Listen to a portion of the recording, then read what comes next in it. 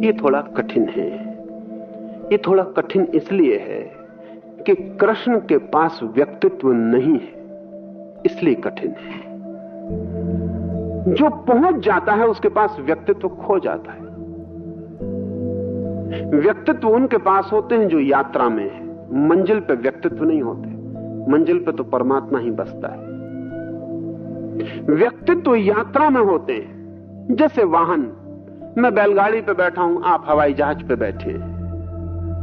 कोई रेलगाड़ी में बैठा है, कोई मोटर गाड़ी में बैठा है। ये वाहन तो यात्रा में होते हैं। मंजिल पे पहुंचे कि वाहन से उतर जाता है आदमी। फिर ना हवाई जहाज में होते हैं आप, न बैलगाड़ी में होते हैं। बैलगाड़ी भी गई, हवाई जहाज भी गया, मंजिल आ गई। कृष्ण जैसे लोग मंजिल पर खड़े हुए लोग हैं। ये व्यक्तित्व से उतर गए, व्यक्तित्व गया। उसी व्यक्ति को हम अवतार कहते हैं जिसका व्यक्तित्व नहीं है। इसको समझ लें।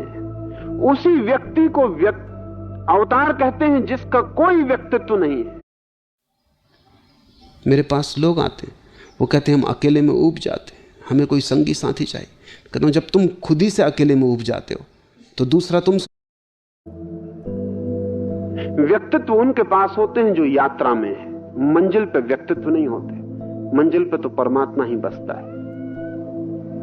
व्यक्तित्व यात्रा में होते हैं। जैसे वाहन, मैं बैलगाड़ी पे बैठा हूं, आप हवाई जहाज पे बैठे हैं। कोई रेलगाड़ी में बैठा है, कोई मोटर गाड़ी में बैठा है।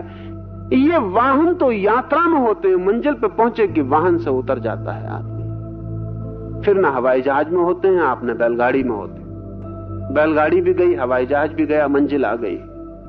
कृष्ण जैसे लोग मंजिल पर खड़े हुए लोग हैं। ये व्यक्तित्व से उतर गए, व्यक्तित्व गया। उसी व्यक्ति को हम अवतार कहते हैं जिसका व्यक्तित्व नहीं है। इसको समझ लें। उसी व्यक्ति को अवतार कहते हैं जिसका कोई व्यक्तित्व नहीं है। जब अपना व्यक्तित्व नहीं होता तभी तो परमात्मा प्रकट होता है। जब तक अपना व्यक्तित्व होता तब तक प्रकट नहीं होता। कृष्ण तो बांसुरी की तरह हैं, अपना कोई स्वर नहीं है। परमात्मा जो बजा दे वही। बांसुरी को कुछ गाना नहीं है। बांसुरी के पास अपना गीत गाने को नहीं है। बांसुरी तो पोली है, बांस का टुकड़ा है पोला। बस परमात्मा जो बजा दे वही बज जाएगा। ओशो श्री कृष्ण के व्यक्तित्व और असल में श्री कृष्ण कौन है, इस विचार पर प्रकाश डालते हैं। अगर आपको यह कंटेंट पसंद आता है तो चैनल को सब्सक्राइब करना, मेंबरशिप ज्वाइन करना ना भूलें। आपकी सपोर्ट मुझे और ऐसी वीडियो बनाने के लिए प्रेरित करती है। चलिए गौर करते हैं। कृष्ण जैसे व्यक्ति इसीलिए अवतार है, व्यक्ति नहीं है। पर्सनैलिटी गई, शून्य की भांति है, खाली, रिक्त। अपना कुछ भी नहीं बचा। अब तो परमात्मा जो करवा ले। इसलिए कृष्ण के पास व्यक्तित्व नहीं है, न बहिर्मुखी न अंतर्मुखी। कृष्ण के पास व्यक्तित्व ही नहीं है। इसमें एक ख्याल और ले लें। महावीर भी जब ज्ञान को उपलब्ध हो जाते हैं तो उनके पास कोई व्यक्तित्व नहीं बचता। बुद्ध भी जब ज्ञान को उपलब्ध हो जाते हैं तो उनके पास भी कोई व्यक्तित्व नहीं बचता। लेकिन महावीर की जो साधना पद्धति है,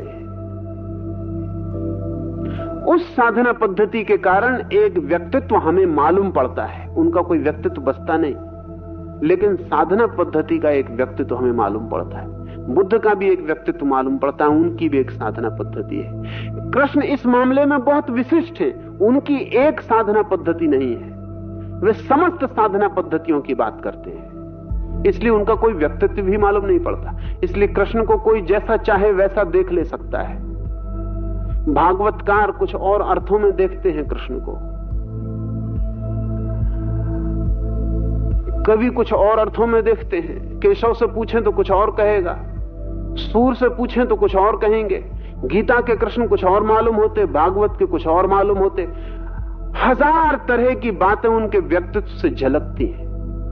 शून्य है, कोई एक साधना की पद्धति नहीं है। इसीलिए राम को हमने कभी पूर्णावतार नहीं कहा, क्योंकि राम का एक विशिष्ट साधना पद्धति है, जीवन की एक व्यवस्था है। वो व्यवस्था ही उनका व्यक्तित्व मालूम पड़ती है। वे हमारे जगत से संबंधित होते हैं एक विशेष व्यक्तित्व को बीच में लेकर। कृष्ण हमसे सीधे संबंधित है, कोई व्यक्तित्व नहीं है, नग्न, कोई वस्त्र साथ में नहीं, कोई मर्यादा नहीं, कोई सीमा नहीं। इसलिए इस देश में हमने किसी को पूर्ण अवतार नहीं कहा सिवाय कृष्ण के। उसका कारण है पूर्ण प्रकट हो रहा है उनसे। व्यक्तित्व से सदा अपूर्ण प्रकट होता है, चुना हुआ प्रकट होता है। खतरे हैं पूर्ण प्रकट करने में। खतरा सबसे बड़ा तो यह है कि बहुत मिसअंडरस्टैंडिंग पैदा होगी। महावीर के संबंध में इतनी गलतफहमी नहीं हो सकती क्योंकि उनकी रूपरेखा साफ है। वो जो कहते हैं वो एक साधना है। बुद्ध के संबंध में भ्रांति नहीं हो सकती, वो एक साधना है। राम के संबंध में भ्रांति नहीं हो सकती, बात साफ है। राम प्रेडिक्टेबल है। अगर हमें पता भी ना हो, अगर रामायण का एक पन्ना खो जाए, बिल्कुल खो जाए, तो उस पन्ने को हम फिर से लिख सकते हैं। आगे के पन्ने और पीछे के पन्ने बता देंगे कि इस आदमी ने बीच में क्या किया होगा। प्रेडिक्टेबल है। अगर रामायण का एक अध्याय खत्म हो जाए तो फिर से लिखा जा सकता है, इसमें अड़चन नहीं आएगी, क्योंकि राम का व्यक्तित्व एक लीक में बंधा हुआ सीधा है। हम जानते हैं कि 2 2 4 हुए हैं, इतना सीधा है। लेकिन कृष्ण के मामले में तय नहीं है। अगर एक अध्याय खो जाए तो उसको दोबारा नहीं लिखा जा सकता जब तक कृष्ण फिर से पैदा ना हो। उसको कोई पूरा नहीं कर सकेगा, क्योंकि कुछ नहीं कहा जा सकता ये आदमी क्या करेगा। ये बांसुरी बजाएगा बीच में कि युद्ध में लड़ेगा, कि सखियों के साथ नाचेगा, कि स्त्रियों के कपड़े उठा के वृक्ष पे चढ़ जाएगा। बीच में क्या करेगा कुछ पक्का नहीं है। बीच में कुछ भी हो सकता, अनप्रिडिक्टेबल है। पूर्ण आदमी सदा ही भविष्यवाणी के बाहर होगा और पूर्ण व्यक्ति को समझना कठिन होगा। इसलिए कृष्ण को मानने वाले, प्रेम करने वाले बहुत हैं, लेकिन फिर भी कृष्ण को मानने वाले ना के बराबर है।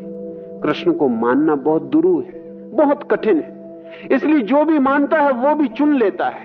वो भी पूरे कृष्ण को नहीं मानता, वो भी चुनाव कर लेता है। कुछ लोग हैं जो बाल कृष्ण को मानते हैं, वो युवा कृष्ण को बिल्कुल बात ही नहीं करते। वो कहते हैं हमारे तो बाल गोपाल भले, क्योंकि वो बात का कृष्ण खतरनाक मालूम पड़ता है।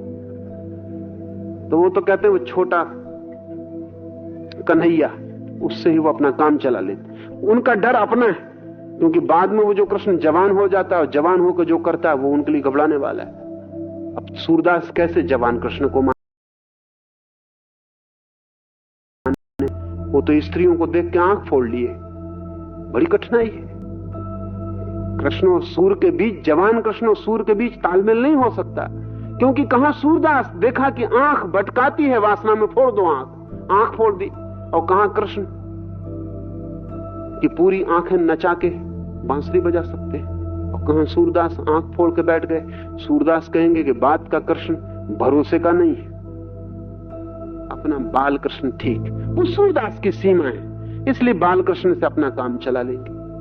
अब अगर कोई केशव को कहे कि बाल कृष्ण से काम चला लो, दही मटकी तोड़े, ये करे, वो कहेंगे उसमें कुछ रस नहीं है, इसमें कोई खास बात नहीं है।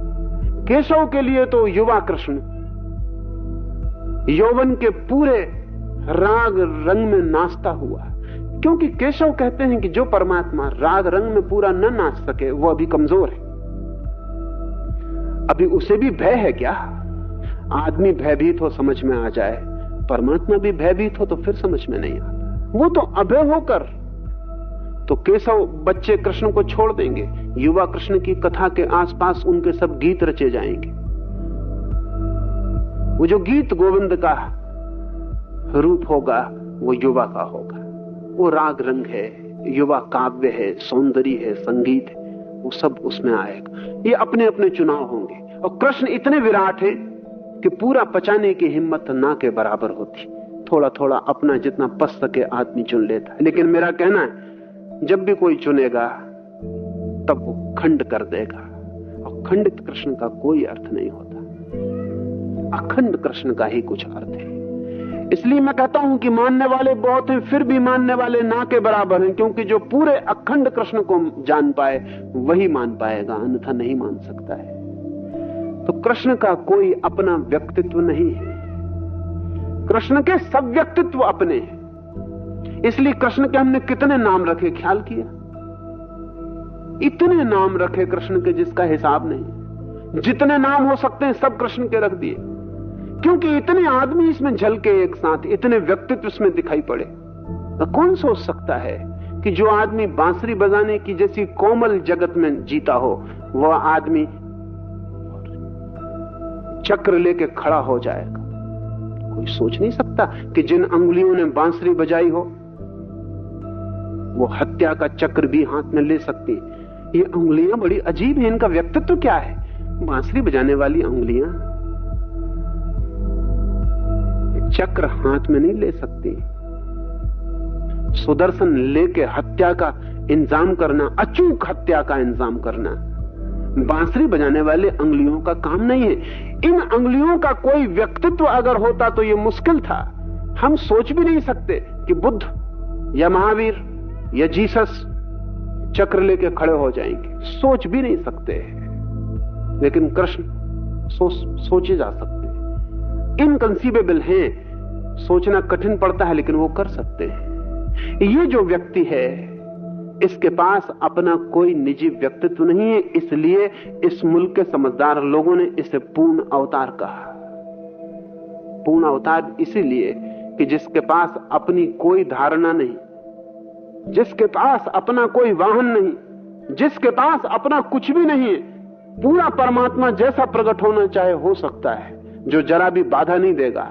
अगर राम से परमात्मा कहें कि जरा नाचो, तो राम कहेंगे ठहरिए, ये हमसे ना हो सकेगा नाचना। तो राम परमात्मा से कहेंगे संभालिए, इतना आगे हम न जा सकेंगे,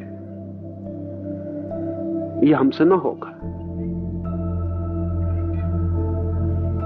राम परमात्मा में भी चुनाव कर लेंगे, वो कहेंगे इतना हम प्रकट कर सकते हैं, इसके आगे हमसे प्रकट ना होगा, हमारी सीमा है। लेकिन कृष्ण से कुछ भी कहे वो राजी हो जाएंगे। राजी क्या, वो देरी नहीं लगाएंगे, वो नाचने लगेंगे। ये जो कृष्ण की स्थिति है, ये व्यक्तित्व मुक्त, ट्रांस पर्सनैलिटी, ये व्यक्तित्व अतीत उनकी स्थिति है, और इसीलिए उनको हम पूर्ण कह पाए।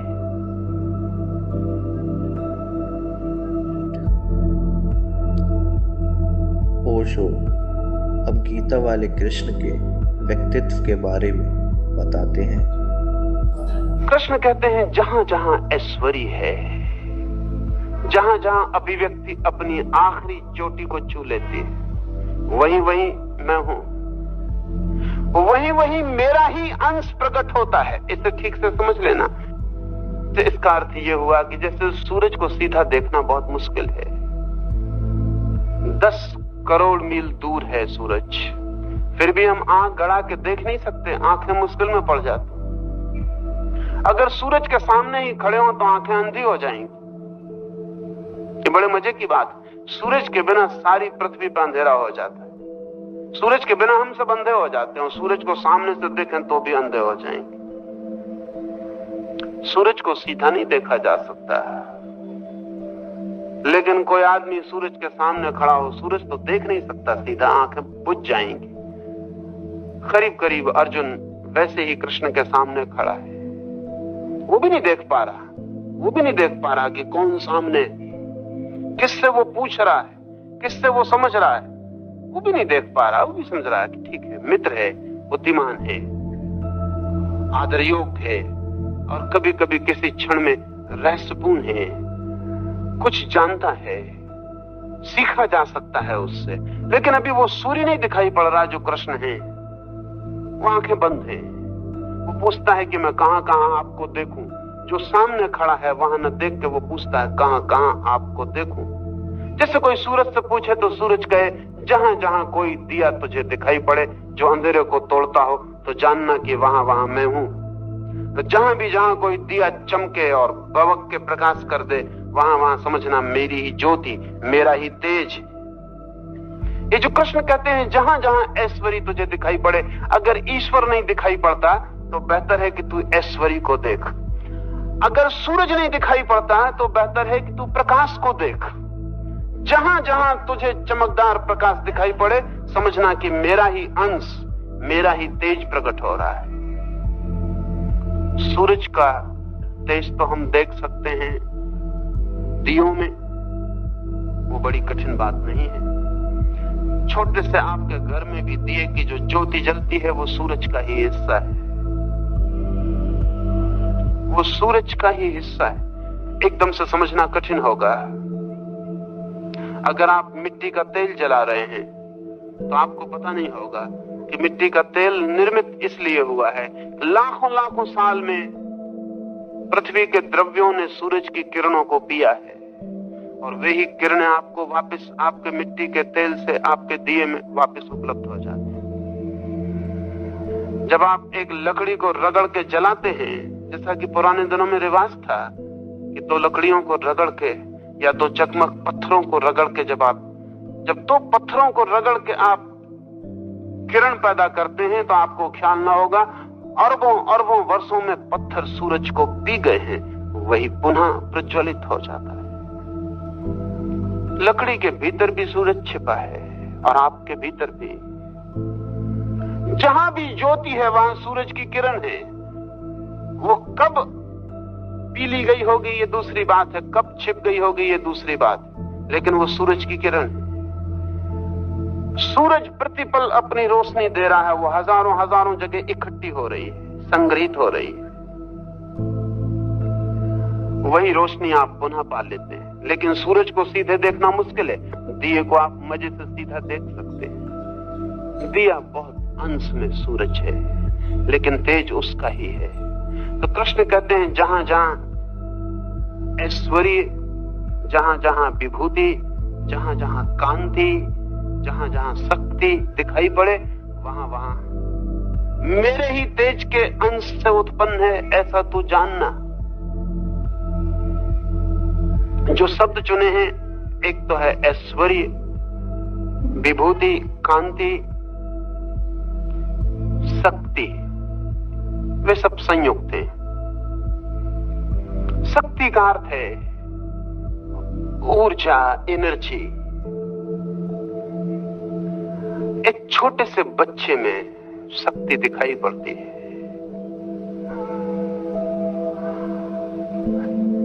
एक बूढ़े में शक्ति क्षीण हो गई होती है, उस अर्थों में जैसी बच्चे में दिखाई पड़ती है।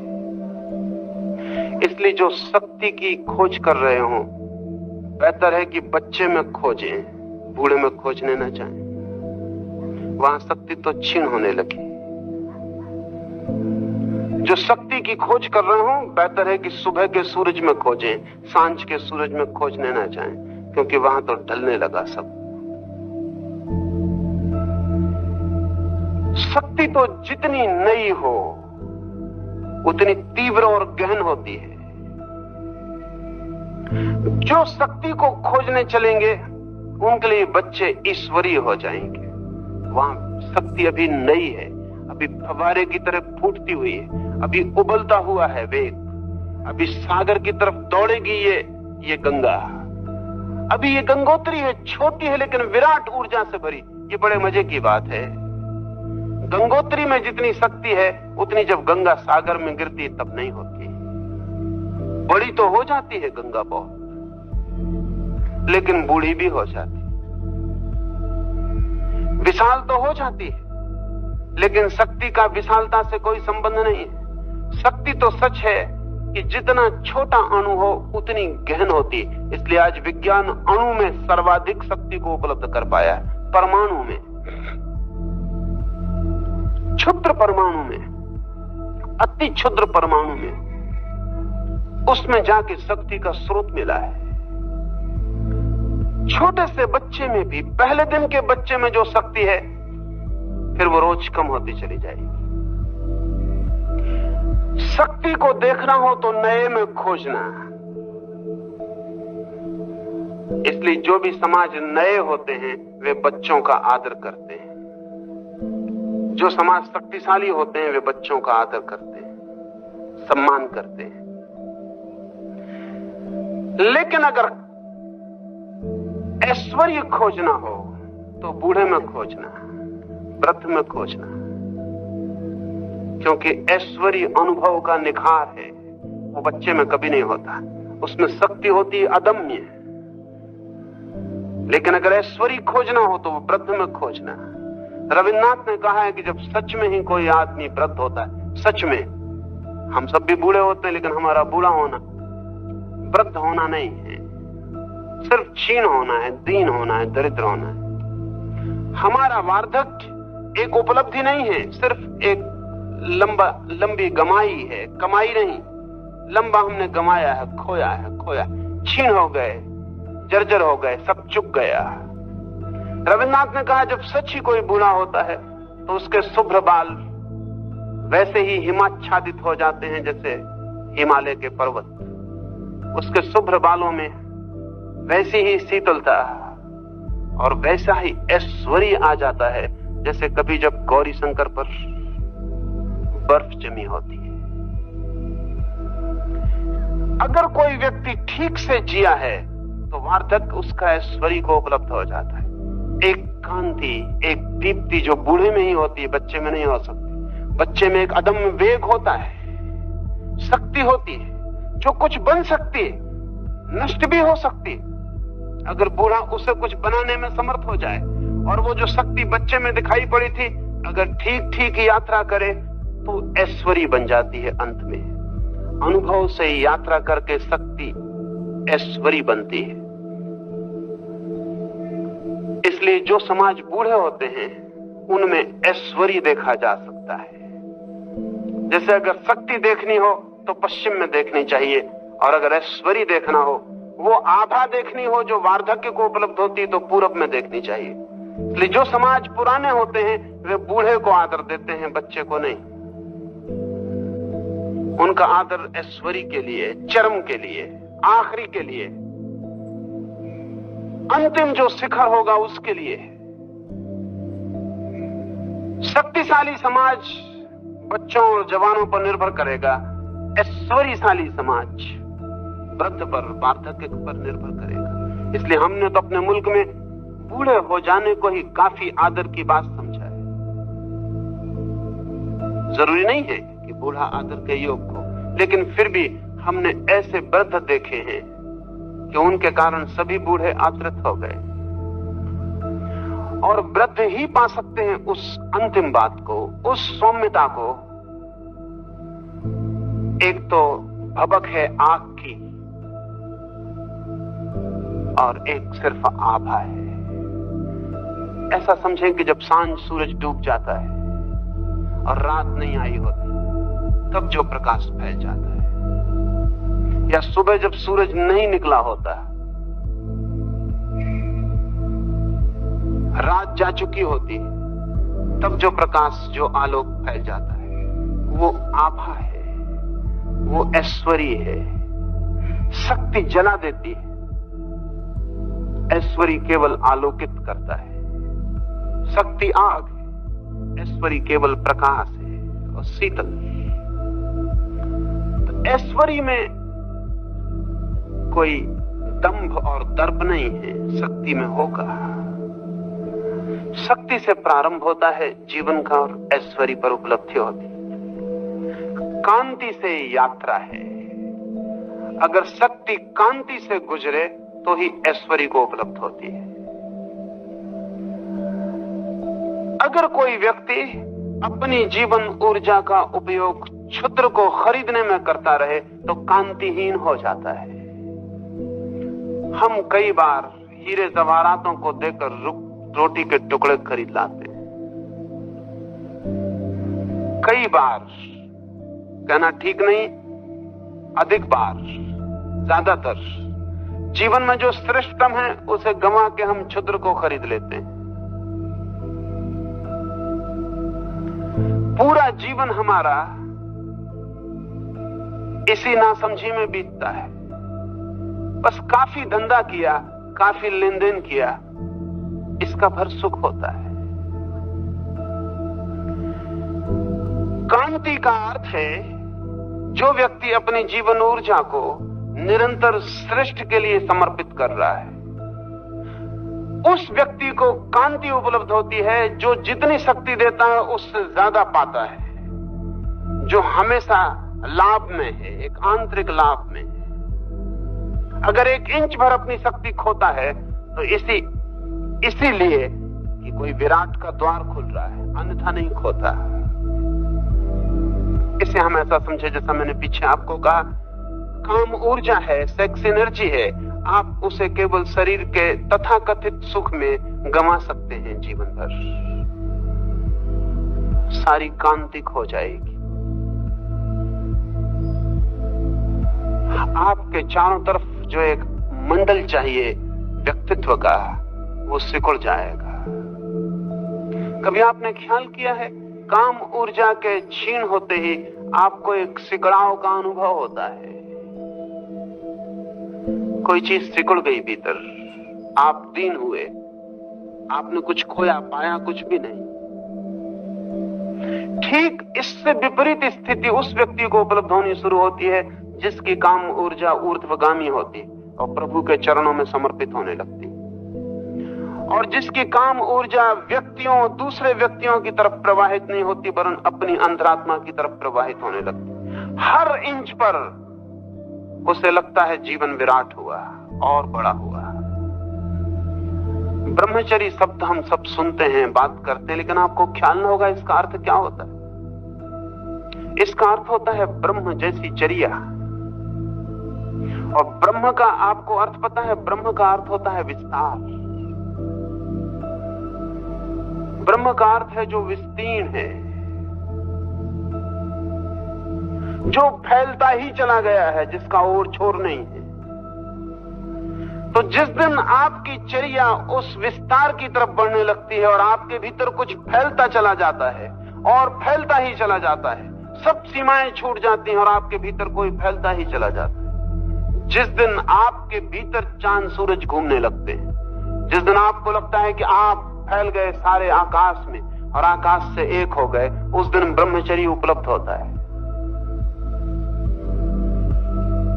लेकिन यह होगा जब हमारी ऊर्जा, हमारी शक्ति निरंतर श्रेष्ठ के प्रति समर्पित हो रही हो। अपने से नीचे का कुछ खोजना, कांति को खोना है। अपने से ऊपर के लिए शक्ति को नियोजित करना, कांति को उपलब्ध होना है। कांति सिर्फ एक खबर है आपके चेहरे से, आपके आंखों से, आपके हाथों से, आपके व्यक्तित्व से एक खबर है कि भीतर ऊर्जा ने कुछ ऊर्ध्वगमन शुरू किया है। बड़ी मुश्किल की बात है इस कांति की तरफ ख्याल ही नहीं है। इसलिए जवान आदमी, मैंने कहा बच्चा होता है शक्तिशाली, बूढ़ा होता है ऐश्वर्युक्त, जवान हो सकता है कांति युक्त। बच्चा शक्तिशाली होता है, ये नैसर्गिक है। जवान कांति युक्त हो, ये चुनाव है।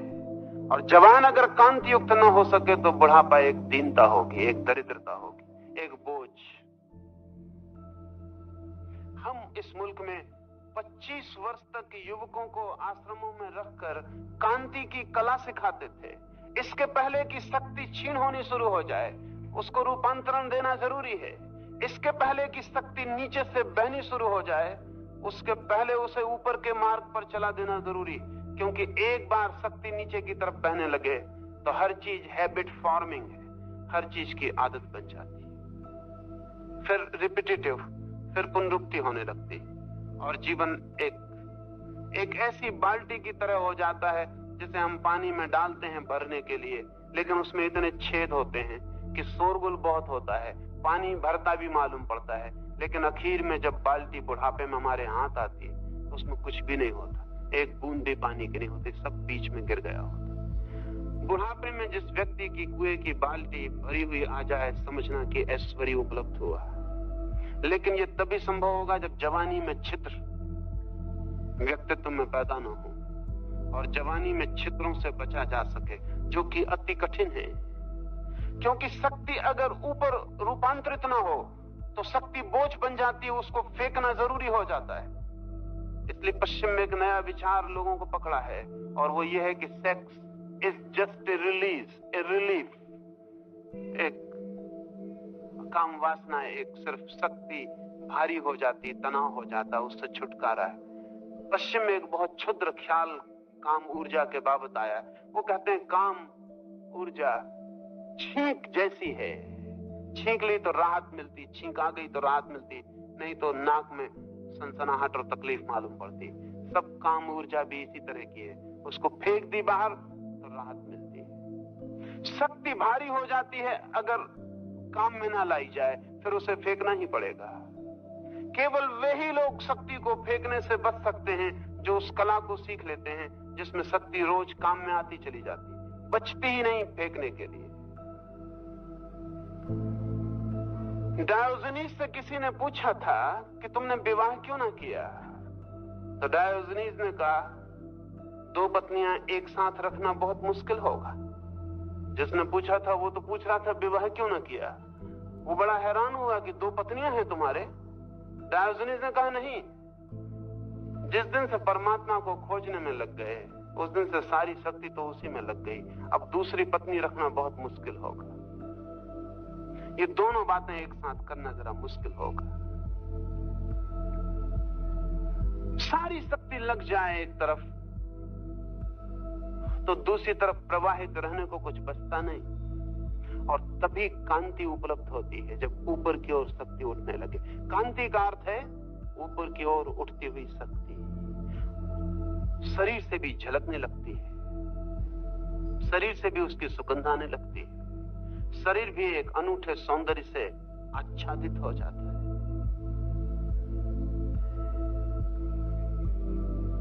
ऐश्वर्युक्त, कांतियुक्त, शक्तियुक्त जो भी है वही मेरी विभूति है, वही मैं प्रकट हुआ हूं, वही तू मुझे देख लेना। और जहां भी ये घटित हो समझना कि मेरे तेज के अंश से ही उत्पन्न हुआ है, मेरी ही ज्योति वहां प्रज्वलित हो रही है, मेरे ही अमृत की धार वहां बहती है, मेरे ही स्वरों का संगीत है वहां, मेरी ही सुवास, मेरी ही हृदय की धड़कन वहां भी धड़कती है।